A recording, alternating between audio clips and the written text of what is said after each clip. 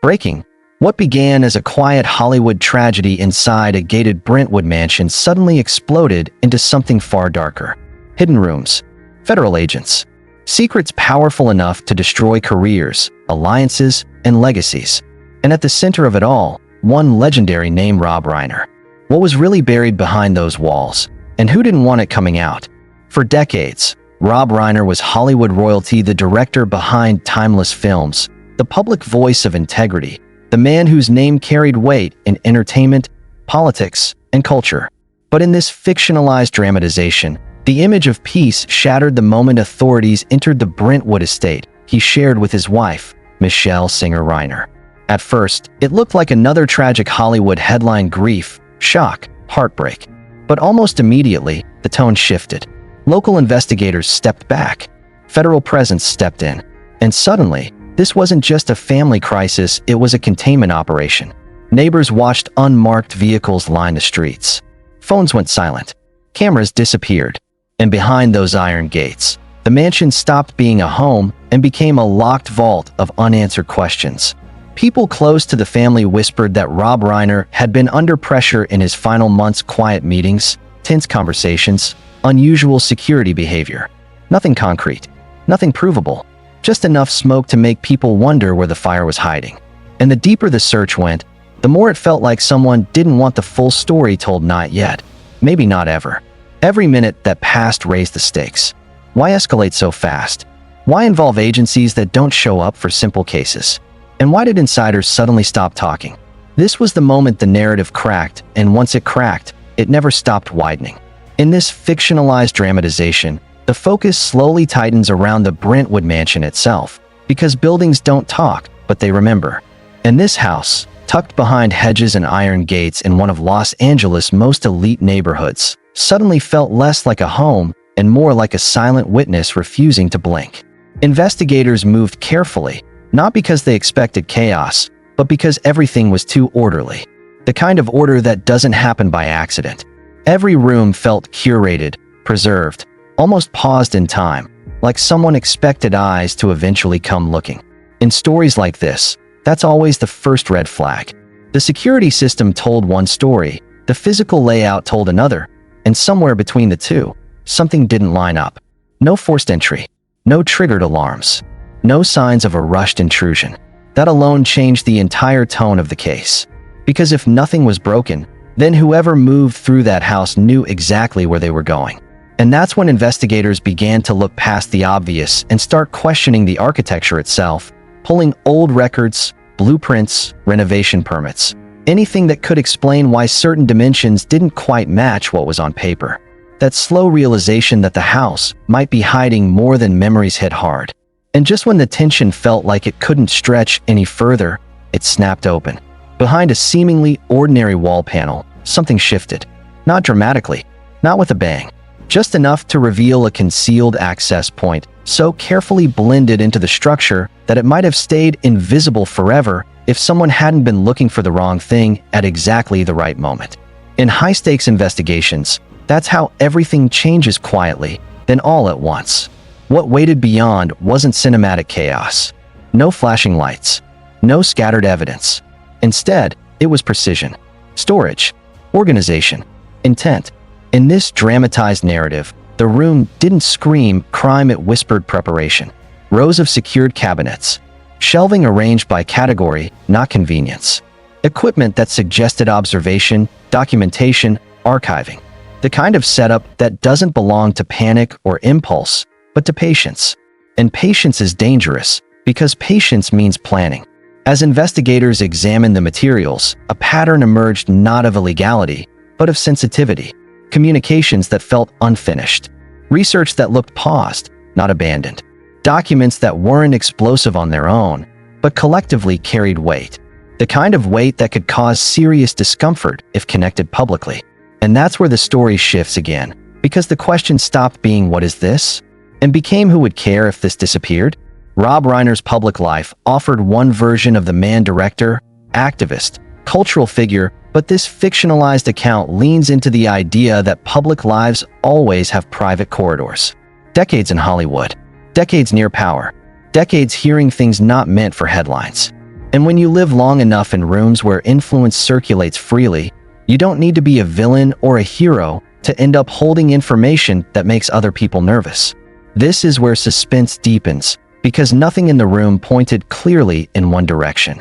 No manifesto, no single smoking gun, just fragments that suggested intersections between entertainment, fundraising, messaging, and access. The kind of intersections that exist everywhere in Hollywood but are rarely mapped this clearly. And suddenly, earlier moments began to feel different. The unusual meetings Rob Reiner reportedly attended. The private conversations that stopped abruptly when others entered the room. The subtle changes in routine that friends noticed but didn't question at the time. In hindsight, those moments take on a different energy. Because in stories like this, pressure doesn't arrive loudly, it arrives politely. It arrives as concern, as advice, as reminders about consequences. And the house itself seemed to reflect that energy. A place designed to be warm, now holding tension in its walls. Every step through the hallway felt heavier. Every door felt like it had something to say. Investigators, in this dramatized version, began to realize they weren't just cataloging items, they were reconstructing a state of mind. Someone had been preparing, not to attack, not to flee, but to protect. Protect what, though, remained unclear. Himself? His family? Or something larger that he didn't trust anyone else to hold? Then comes the moment every high-retention story needs the pause before the next drop. Because just when it felt like the room itself was the biggest reveal, another layer surfaced. Subtle indications that the space wasn't just for storage, but for monitoring. Not surveillance in the cinematic sense, but awareness. Logs, notes, time-stamped observations. The kind of material that suggests someone was tracking developments, watching situations evolve, waiting for the right moment to act or not act. And that's when the narrative takes its sharpest turn yet. Because the presence of that kind of material doesn't automatically mean wrongdoing. Sometimes it means fear. Sometimes it means someone felt cornered without knowing exactly where the walls were closing in from. In this fictionalized dramatization, investigators begin asking the most dangerous question of all: was this information ever meant to be released, or was it insurance? Because insurance changes everything. Insurance creates enemies without names. It creates stakes without deadlines. And once insurance exists, the risk isn't what you've done, it's what people think you might do next. The tension compounds when investigators cross-reference timelines. Communications elsewhere suddenly stop around the same period. These materials appear more organized. Meetings are canceled. Messages go unanswered. And the house, once a hub of activity, becomes quieter. Not empty, just guarded. That's the kind of silence that doesn't come from peace, but from calculation. And this is where the story tightens the vice. Because if someone believed those materials were a threat, then the danger wasn't confined to the room, it extended to everyone under that roof. Which reframes the entire tragedy. Not as a single explosive event, but as the final outcome of mounting pressure. And pressure, when left unresolved, always looks for the weakest release point. The mansion becomes a symbol at this stage not of wealth, but of containment. A place where too many worlds overlapped. Hollywood, politics, family, reputation. And in this dramatized telling, that overlap is what makes everything unstable. Because once worlds collide, someone always loses control. As the investigation presses forward in this narrative, the suspense doesn't come from what's confirmed, but from what isn't. The unanswered calls, the missing context, the people who suddenly can't remember details they once shared freely, the way certain names surface repeatedly, only to vanish again before they can be pinned down. It's the classic slow burn unraveling, where every answer opens two more questions. And right as the audience starts to form assumptions, the story deliberately pulls back, reminding us that certainty is the most dangerous illusion of all. Because if this really were just about a family, none of this would exist. And if it were just about information, the fallout would look very different. Which leaves only one uncomfortable possibility hovering over everything. This wasn't about one moment, it was about timing. And timing, in stories of power and influence, is never accidental. In this fictionalized dramatization, the narrative pressure shifts sharply, locking onto the figure the public always finds easiest to understand and easiest to judge. Nick Reiner becomes the gravitational center of speculation, not because the evidence is clear, but because the story feels familiar. Hollywood has seen this movie before. A troubled past, public struggles, a son whose history can be compressed into headlines and hashtags. In moments like this, complexity is inconvenient and nuance doesn't trend. The media cycle accelerates, looping old clips, resurfacing past interviews, reframing personal recovery as narrative liability. What gets lost in the noise is timing. Because while the public rushes to conclusions, the timeline refuses to cooperate. In this dramatized account, moments don't align cleanly. Statements overlap. Sightings contradict one another. And the more carefully investigators examine the sequence of events, the more the edges blur instead of sharpening. It's the kind of blur that suggests the story being told out loud may not be the one unfolding quietly underneath. The tension here isn't just emotional, it's structural. Because once a suspect narrative forms, everything else begins to bend around it. Details that support the narrative are amplified. Details that complicate it are softened, delayed, or quietly sidelined. In this story, Nick Reiner's past becomes a prism through which every action is interpreted. A raised voice becomes aggression. Silence becomes guilt. Confusion becomes intent. It's a familiar pattern, and that familiarity is exactly what makes it dangerous. Because while the spotlight stays fixed on him, other questions drift out of frame. Questions about access, questions about preparation, questions about why certain systems behave the way they did, and most importantly, questions about motive that extend beyond emotion into leverage. In high-stakes narratives like this, the most effective misdirection isn't deception, it's distraction.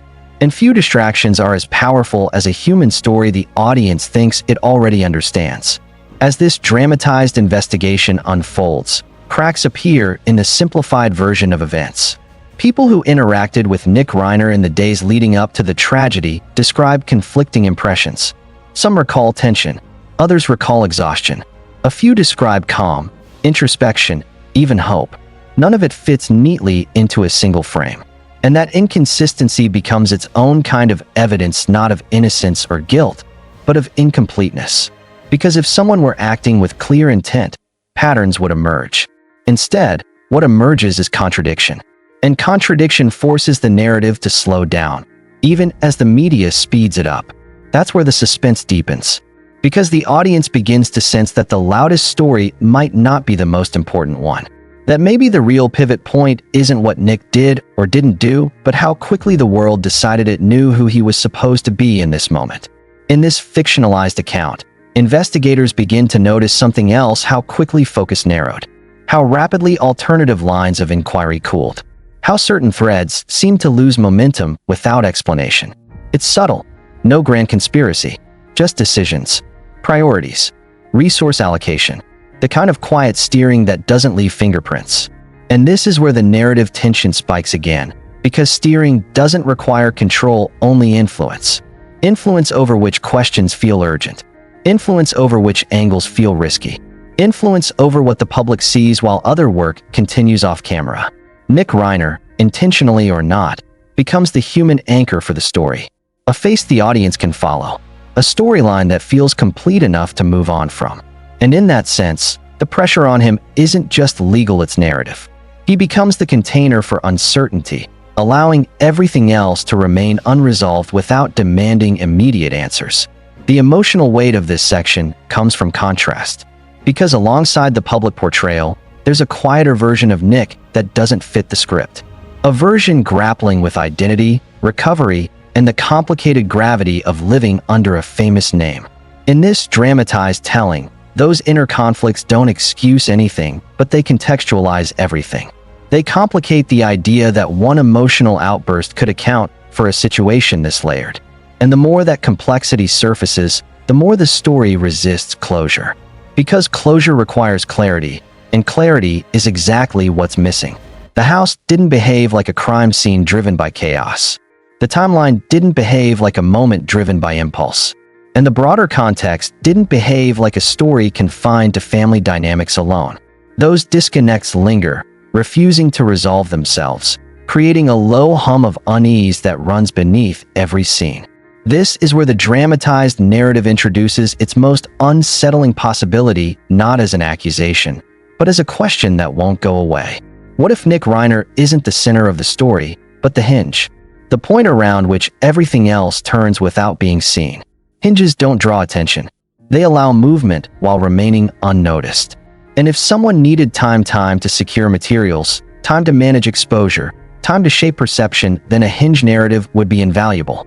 Not because it proves anything, but because it postpones everything. It buys space.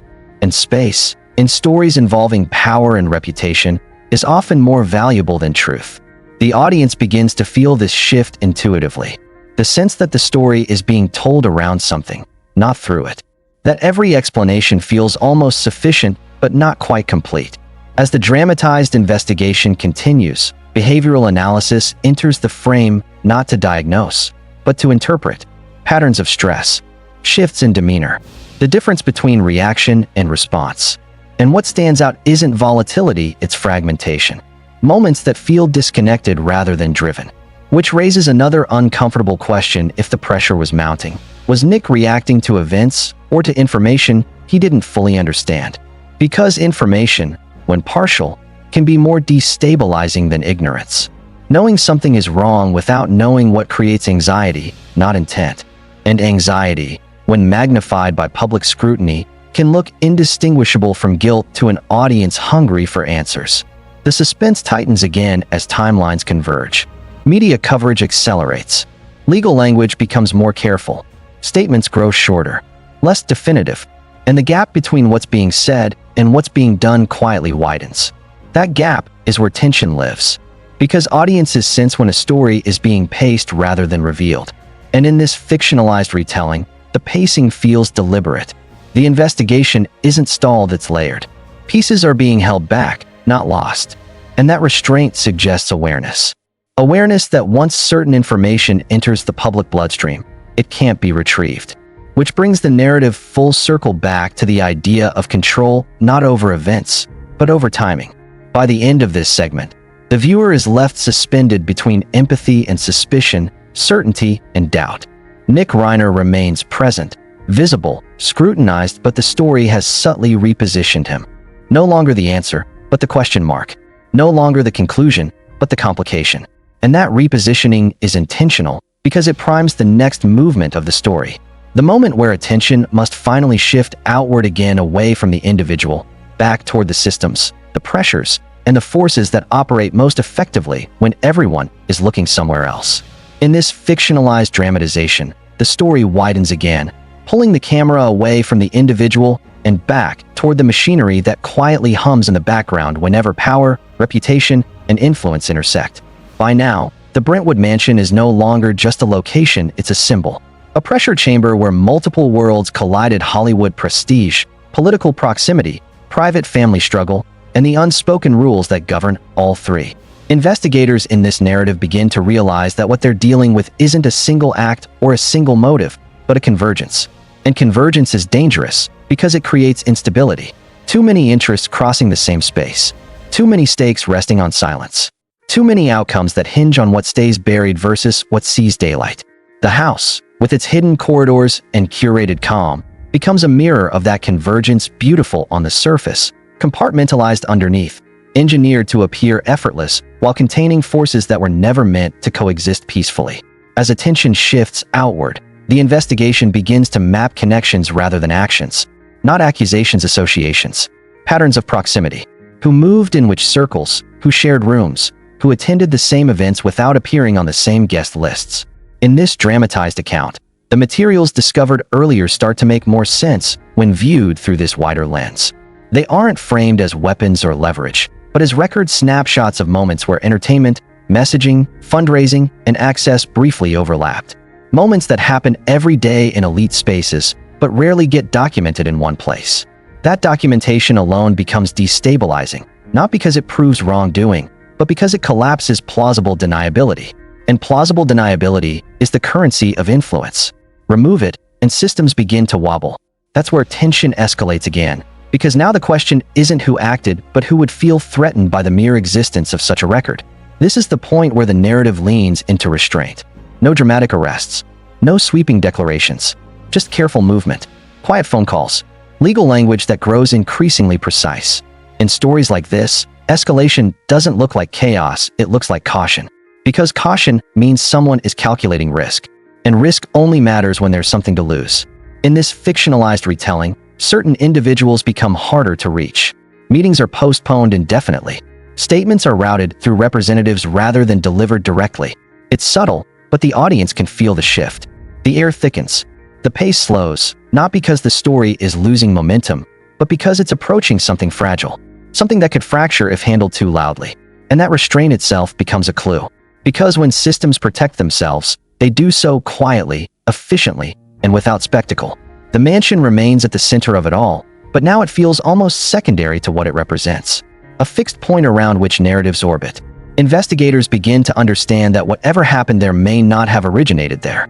That the final moments were the end of a chain, not the beginning. And that realization reframes everything. It suggests that the tragedy wasn't spontaneous, it was situational. The product of mounting pressure meeting limited space to maneuver. In this dramatized version, the idea takes hold that once certain lines are crossed, once certain knowledge exists, there is no clean exit. You can't unknow what you know. You can't return information to the void. And you can't easily step away from networks built on mutual silence. That's when fear enters the equation, not fear of exposure, but fear of unpredictability. Because unpredictability destabilizes even the most powerful structures. As this paragraph reaches its emotional core, the audience is asked to sit with an uncomfortable truth that systems don't require villains to function. They require incentives. They require people to act in ways that feel rational within their own context, even if the outcome is tragic. And in that sense, this story resists simple morality. There are no cartoon antagonists, no monologues, just a slow accumulation of decisions, each one defensible on its own, collectively leading somewhere no one fully intended. That's what makes it unsettling, because it means responsibility is diffuse, hard to isolate, hard to prosecute, and almost impossible to explain cleanly once the public demands answers. The suspense tightens one final time as the investigation, in this dramatized telling, reaches a threshold. Certain findings are classified. Certain details are sealed, not erased but contained. And containment becomes the new objective. Not because the truth doesn't matter, but because timing does. Because in environments where entertainment, politics, and influence overlap, the release of information can cause damage far beyond the original event. Careers collapse. Alliances fracture. Institutions lose credibility. And while the public often demands transparency, those managing the aftermath are tasked with preventing fallout they believe could ripple uncontrollably.